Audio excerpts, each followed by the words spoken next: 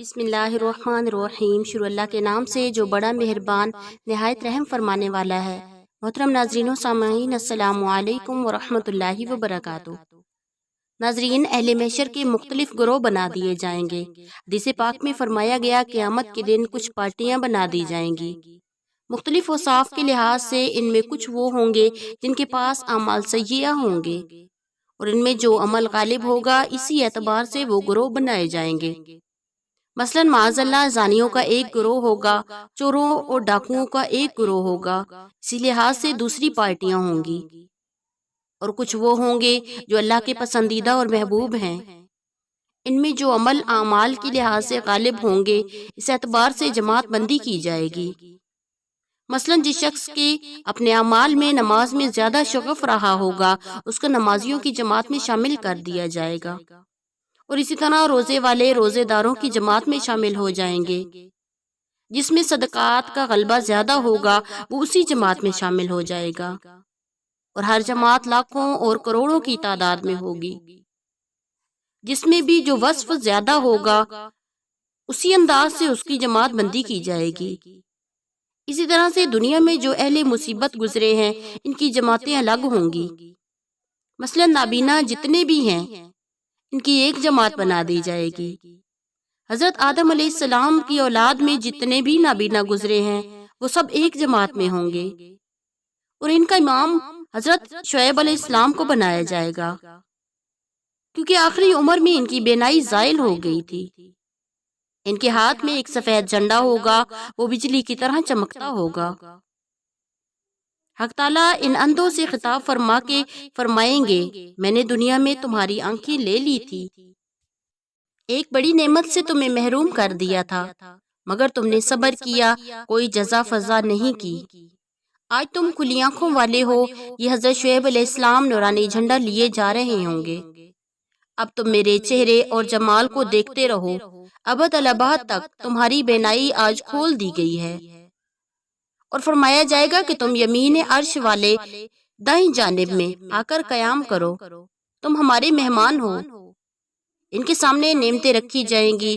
خدا کا کتنا بڑا احسان ہوگا کہ میدان محشر بپا ہوگا، مخلوق کا حساب کتاب ہو رہا ہوگا، اور یہ نابینا لوگ کھلی ہوئی آنکھوں کے ساتھ اللہ تعالیٰ کے یہاں مہمان ہوں گے اور نعمتیں استعمال کر رہے ہوں گے۔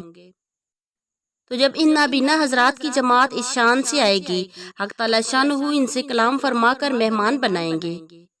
ٹھیک اسی وقت علماء کی جماعت آگے بڑھے گی، اور علماء کہیں گے ہماری تلقین سے اور ہمارے ہی بتلانے سے انہوں نے صبر کیا، ہمیں کوئی پوچھتا نہیں، اور ان اندھوں کو یمین عرش میں جگہ دی گئی۔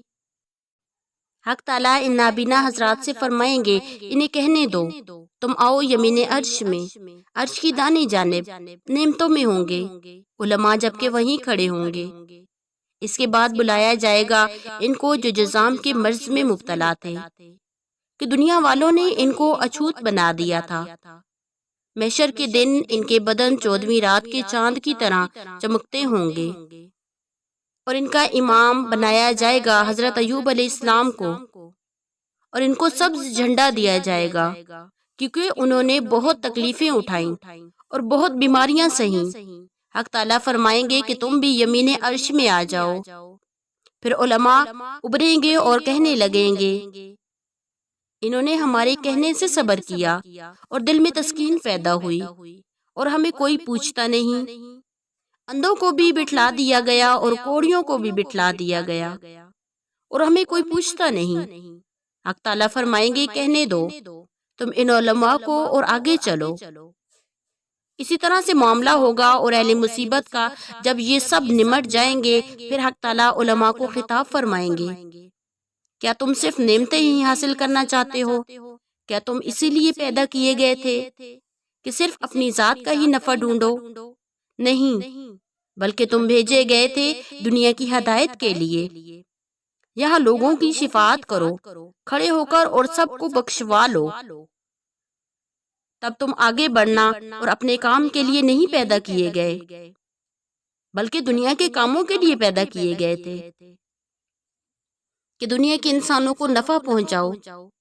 اس وقت ان کا رتبہ ظاہر ہوگا، وہ شفاعتیں کریں گے اور لاکھوں آدمی ان کی شفاعت کی بدولت بخشے جائیں گے۔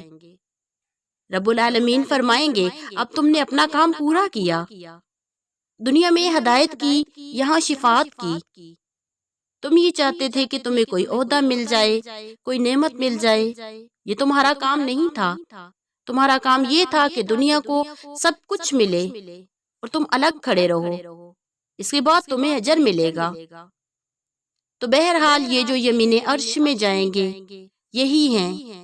ناظرین، جن کے بارے میں فرمایا گیا کہ اللہ کے پہلو میں ان کو جگہ ملے گی، دنیا میں انہوں نے اللہ تبارک و تعالیٰ کو عقیدہ کی آنکھ سے دیکھا تھا، قبر میں اس کے جلوے دیکھے، میدان محشر میں اس کی تجلی دیکھی، اور آخر میں جا کر مل جائے گی یمین عرش میں، حق تعالیٰ کے پہلو میں بیٹھ جائیں گے۔